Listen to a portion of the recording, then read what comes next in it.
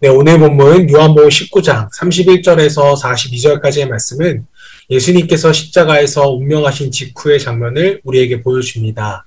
자, 유대인들은 6월절의 안식일이 다가오자 시신의 십자가에 오래 매달려 있는 것을 원하지 않았습니다. 자, 때문에 빌라도에게 예수님의 다리를 꺾어서라도 빨리 죽게 하고 시신을 치워달라고 요청을 합니다. 자, 때문에 두 강도의 다리는 꺾었지만 이미 예수님은 돌아가셨기 때문에 창으로 옆구리를 찔러 확인만 해야 했습니다. 자, 이는 예수님이 참으로 죽으셨음을 증언하는 사건이고 구약의 예언이 성취되는 순간이었습니다. 그의 뼈가 하나도 꺾이지 아니하리라 하신 말씀과 그들이 그 찌른 자를 보리라 라는 예언이 그대로 이루어졌습니다. 자, 예수님의 죽음은 우연이 아니라 철저히 하나님의 계획과 말씀 속에서 이루어진 사건이라는 사실을 우리가 묵상하면서 함께 말씀을 읽어보도록 하겠습니다. 이날은 준비일이라. 유대인들은 그 안식일이 큰 날이므로 그 안식일에 시체들을 십자가에 두지 아니하려 하여 빌라도에게 그들의 다리를 꺾어 시체를 치워달라 하니 군인들이 가서 예수와 함께 못 박힌 첫째 사람과 또 그 다른 사람의 다리를 꺾고 예수께 이르러서는 이미 죽으신 것을 보고 다리를 꺾지 아니하고 그중 한 군인이 창으로 옆구리를 찌르니 곧 피와 물이 나오더라. 이를 본 자가 증언하였으니 그 증언이 참이라. 그가 자기의 말하는 것이 참인 줄 알고 너희로 믿게 하려 함이니라. 이 일이 일어난 것은 그 뼈가 하나도 꺾이지 아니하리라 한 성경을 응하게 하려 함이라. 또 다른 성경에 그들이 그 찌른 자를 보리라 하였느니라. 아리마대 사람 요셉은 예수의 제자이나 유대인이 두려워 그것을 숨기더니 2일 후에 빌라도에게 예수의 시체를 가져가기를 구하매 빌라도가 허락하는지라. 이에 가서 예수의 시체를 가져가니라. 일찍이 예수께 밤에 찾아왔던 니고데모도 모략과 침향 섞은 것을 100리트라쯤 가지고 온지라. 이에 예수의 시체를 가져다가 유대인의 장례법대로 그 향품과 함께 세마포로 쌌더라. 예수께서 십자가에 못 박히신 곳에 동산이 있고 동산 안에 아직 사람을 장사한 일이 없는 새 무덤이 있는지라. 이날은 유대인의 준비일이요 또 무덤이 가까운 거로 예수를 거기 두니라. 네, 오늘은 무덤에 묻히신 예수님이라는 제목으로 말씀을 묵상하겠습니다. 자, 예수님이 죽으신 후 숨은 제자라 말할 수 있는 아리마대 사람 요셉이 등장합니다.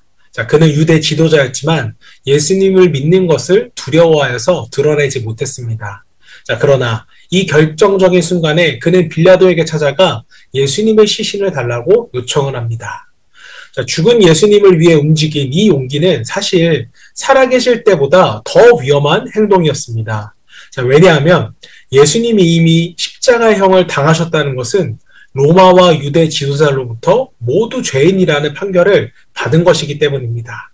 그 시신을 거두는 것은 그 죄인의 편에 서는 것과 같았다는 것입니다. 자, 그리고 또 한 사람, 니고데모도 등장을 합니다. 자, 그는 요한복음 3장에서 밤에 예수님을 찾아왔던 사람입니다. 그는 모략과 침향 섞은 것을 무려 100리트라나 가져왔습니다. 자, 이는 왕의 장례에 쓰일 만큼 귀하고 값비싼 양이었습니다.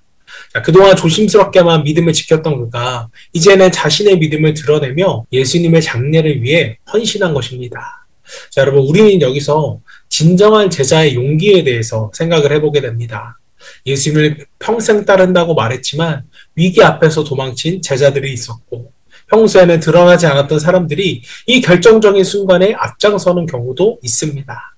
자, 하나님은 위기의 순간 자신의 사람을 세우셔서 뜻을 이루어 가신다는 것을 우리가 기억하고 그 순간에 정말 쓰임받기 위해서 준비할 수 있는 믿음이 필요합니다.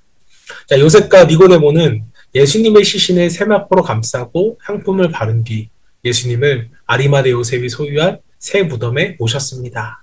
자, 이 무덤은 아직 아무도 사용한 적이 없는 곳이었고 동산에 있는 바위 무덤이었습니다. 자, 이는 예수님의 부활을 위한 완벽한 준비였습니다. 자, 이사야에서 53장 9절에서는 그 무덤이 부저와 함께 되었다라는 예언이 있었는데 바로 이 장면이 성취된 것입니다. 자, 예수님께서 새 무덤에 묻히신 것은 단지 장례 절차를 밟은 것이 아니라 하나님의 구원 계획이 한 걸음 더 나아간 사건이었습니다. 자, 예수님이 죽으시고 장사되셨다는 것은 복음의 아주 중요한 요소입니다. 자, 사도신경에서도 장사된 지라는 고백이 있는 이유가 바로 여기 있습니다. 예수님의 장사는 그분이 참으로 죽으셨음을 확증하는 동시에 사흘 만에 부활하실 것을 예비하는 사건이었습니다. 자, 여러분, 우리는 오늘 본문 말씀을 통해서 예수님의 죽음은 하나님의 말씀을 이루기 위한 완벽한 순종이었다는 것을 기억해야 합니다. 자, 우리는 때로 하나님이 하시는 일이 이해되지 않을 수 있습니다. 자, 그러나 하나님의 말씀은 반드시 이루어지고 그 계획은 선하다는 것을 우리가 믿어야 합니다. 자, 또한 믿음에는 때를 분별하는 용기가 필요합니다.